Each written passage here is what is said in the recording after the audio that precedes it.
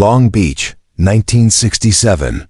Bruce Lee demonstrates Jeet Kune Do at Ed Parker's Championships. In the audience sits Vic Moore, United States Karate Champion, 6'1", 190 pounds, undefeated in full contact competition. After the demonstration, Vic approaches. "Can your Jeet Kune Do work against a real champion?" Bruce looks at this confident fighter. "Tomorrow, my school. Let's find out." What happens next becomes one of martial arts' most closely guarded secrets. This is the fight that made Bruce Lee bleed. This is 1967. Vic Moore is at his peak U.S. karate champion, full contact fighter known for devastating punching power. Bruce Lee is 27, teaching Jeet Kune Do, claiming it can defeat any style. When these two meet privately, it's real fighting, not demonstration. What happens in Bruce's Oakland school, over 15 minutes, shocks both men. Vic lands the first clean punch of Bruce's career. Bruce bleeds for the first time in sparring. What happens after changes both their lives. This is the documented true story. Vic Moore is 28 in 1967. Started martial arts at 15. Trained Shotokan karate. By 1965, U.S. karate champion, knockpoint fighting. Full contact with minimal protection. Vic hits hard. In era of touch contact karate, Vic trains for real impact. He's knocked out opponents, broken ribs, split lips.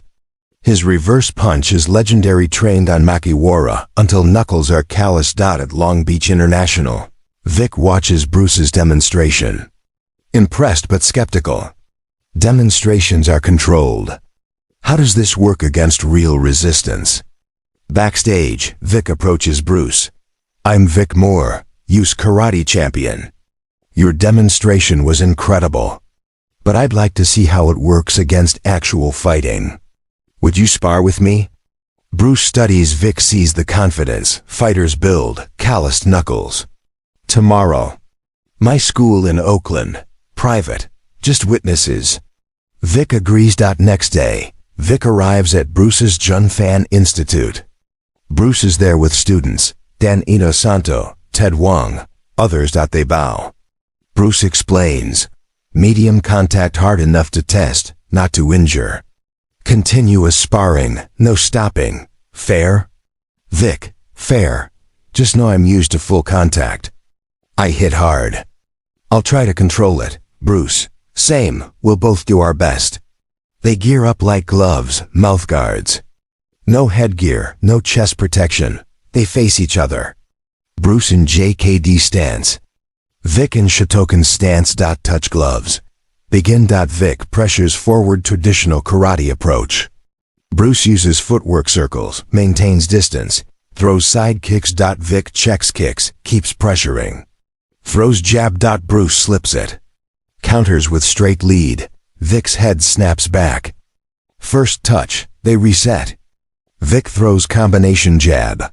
Reverse punch. Bruce parries jab, but reverse punch gets through, catches Bruce's shoulder. Solid impact. Bruce feels it.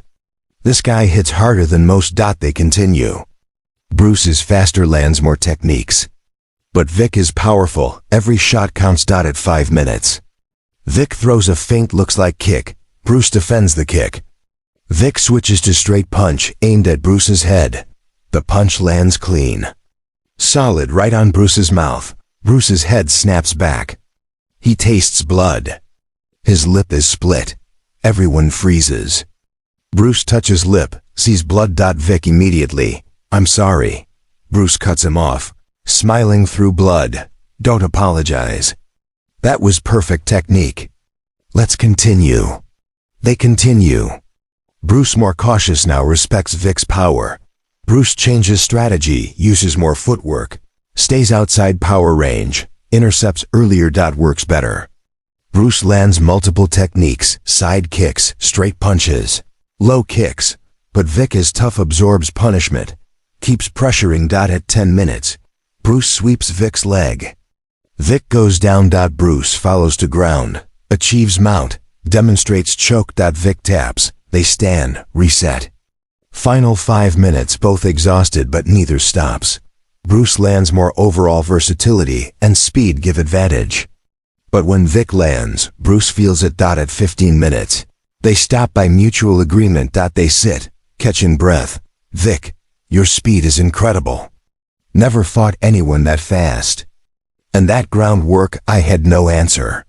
Bruce wipes blood from lip. Your power is exceptional. That punch that split my lip, didn't see it until it landed. The feint was perfect. And your conditioning, you absorbed everything and kept coming. But you controlled the fight. I landed maybe 6 techniques. You landed 30. Bruce, thoughtful. But your 6 did more damage than my 30. Power matters. I focused on speed, neglected power development. I need that Makiwara training you do. And I need your speed and interception. My karate is powerful but predictable. Can we train together regularly? If you teach me power generation, deal? Deal. Over next year, they train together regularly. Vic teaches Bruce Shotokan power development, Makiwara training, hip rotation, grounding techniques. Bruce incorporates these, develops knockout power. Bruce teaches Vic JKD interception hitting during preparation phase, non-telegraphic movement, adaptive footwork. Vic's karate becomes faster, unpredictable. They spar regularly, intense, learning, pushing each other. Bruce's students watch in awe, their teacher bleeding, struggling, adapting. Vic becomes more dominant in competition, adds Bruce's speed to his power. Continues winning championships through early 1970s. Bruce later tells students, Vic Moore is one of few fighters who made me bleed in sparring. He taught me speed without power is incomplete. I needed knockout power, not just rapid strikes. Vic showed me my weakness and helped fix it. The sessions remain unknown for decades. Bruce doesn't publicize them. Vic respects their friendship, but witnesses tell the story. Dan Inosanto, Vic Moore was one of toughest fighters Bruce sparred. He hit harder than almost anyone. That split lip, I was there. Bruce bled. But after, Bruce didn't get angry. He asked Vic to teach him power generation. That's a true martial artist, no ego. Ted Wong. After Vic Moore sessions, Bruce became obsessed with power development. Installed Makiwara at his house. Changed his punching training completely. Vic fundamentally changed Bruce's approach. The sessions influenced Bruce's later films. Techniques look more powerful, more grounded. The 1-inch punch becomes even more impressive because Bruce incorporated Vic's power principles. Vic continues competition through 1970s. Becomes respected instructor. Opens schools across America.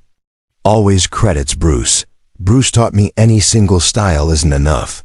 You need to cross-train, constantly evolve.